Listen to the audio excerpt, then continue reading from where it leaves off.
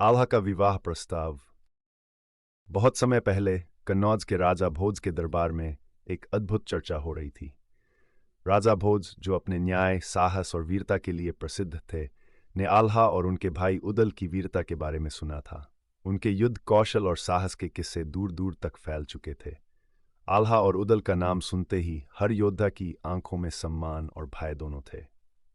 राजा भोज, जो हमेशा अपने राज्य की शक्ति और सम्मान को बढ़ाने के लिए प्रयासरत रहते थे, ने ठान लिया कि आल्हा को सम्मानित करना चाहिए।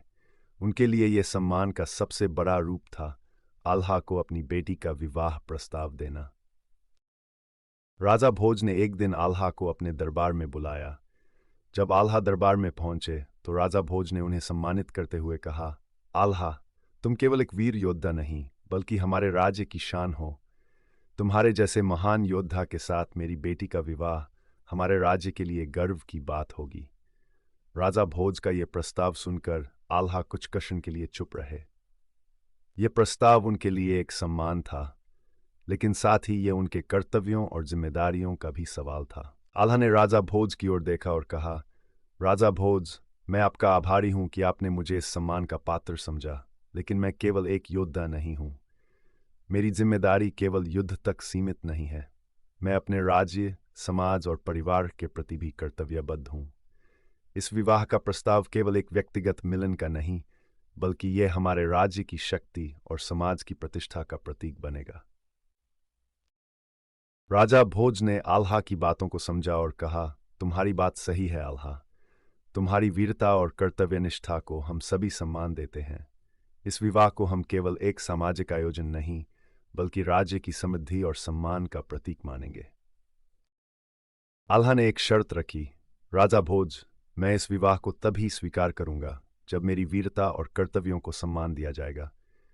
मेरा विवाह केवल एक उत्सव नहीं होगा, बल्कि यह हमारे समाज की जिम्मेदारियों और कर्तव्यों को भी दर्शाएगा। राजा भोज ने आल्हा की शर्त को पूरी तरह से स्वीकार किया।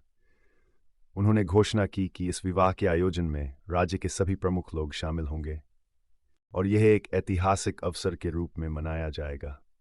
इस विवाह के माध्यम से आल्हा ने न केवल अपनी वीरता का सम्मान प्राप्त किया, बल्कि उन्होंने ये भी साबित किया कि एक वीर योद्धा केवल युद्ध में ही नहीं, बल्कि जीवन के हर पहलू में अपने कर्तव्यों का पालन करता है। विवाह की तैयारियां धूमधाम से शुरू हो गईं। राजा भोज ने राज्य भर से सबसे अच्छे शिल्पकारों, संगीतकारों और आचार्यों को आमंत्रित किया। विवाह के दिन आल्हा ने अपने जीवन साथी को न केवल एक जीवन संगिनी के रूप में स्वीकार किया, बल्कि उसे अपनी वीरता और समाज के प्रति जिम्मेदारियों का भी हिस्सा बना लिया। यह विवाह केवल आल्हा के व्यक्तिगत जीवन का एक महत्वपूर्ण मोड़ नहीं था, बल्कि यह समाज और परिवार के कर्तव्यों का भी प्रतीक बन गया। विवाह के बाद आल्हा ने अपनी पत्नी के साथ मिलकर समाज में कई महत्वपूर्ण कार्य किए। उन्होंने अपने राज्य की रक्षा के लिए युद्धों में भाग लिया, लेकिन साथ ही उन्होंने अपने परिवार और समाज की भलाई के लिए भी कई योजनाएं बनाई। उनका जीवन केवल युद्ध के मैदान तक सीमित नहीं था, बल्कि उन्होंने अपने राज्य को एक आदर्श समाज बनाने के लिए काम किया। आल्हा ने यह साबित किया कि वीरता केवल युद्ध में नहीं, बल्कि जीवन के हर क्षेत्र में अपने कर्तव्यों का पालन करने में होती है। राजा भोज और आल्हा का यह विवाह न केवल एक ऐतिहासिक घटना बन गया, बल्कि यह एक प्रेरणा का स्रोत भी बना।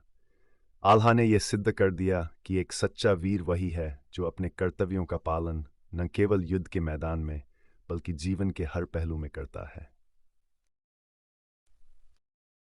अगर आपको यह कहानी पसंद आई हो और आप और भी ऐतिहासिक, प्रेरणादायक और रोचक कहानियां सुनना चाहते हैं, तो हमारे चैनल स्टोरी चाणक्य आरपी को सब्सक्राइब करें। हम आपको हर सप्ताह नई और दिलचस्प कहानियां लेकर आते हैं, जो न केवल मनोरंजन करेंगी, बल्कि आपको जीवन के महत्वपूर्ण सबक भी सिखाएंगी। तो अभी सब्सक्राइब करें और हमारे साथ इस यात्रा का हिस्सा बनें।